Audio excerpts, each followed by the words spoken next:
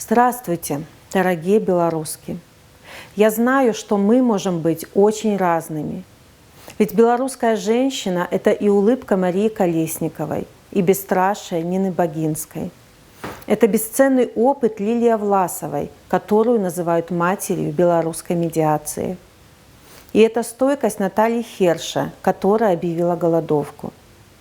Белорусская женщина – это материнская забота Даши Лосик, которая растет дочь, пока муж в тюрьме. И это профессиональная гордость журналисток Кати Андреевой, Даши Чульцовой и Катерины Борисевич. Это доброе сердце Оли Хиженковой и темперамент Аланы Гебремариам.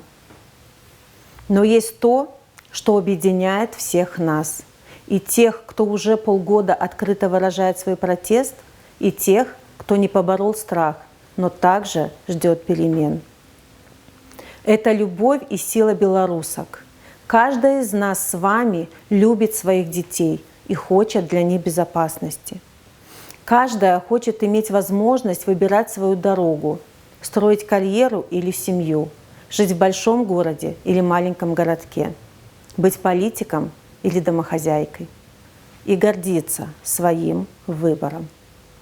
Каждая из нас хочет, чтобы ее уважали и берегли, и родные люди, и государственные законы. Женщины всегда делали для Беларуси очень многое, но за последний год белоруски совершили невозможное.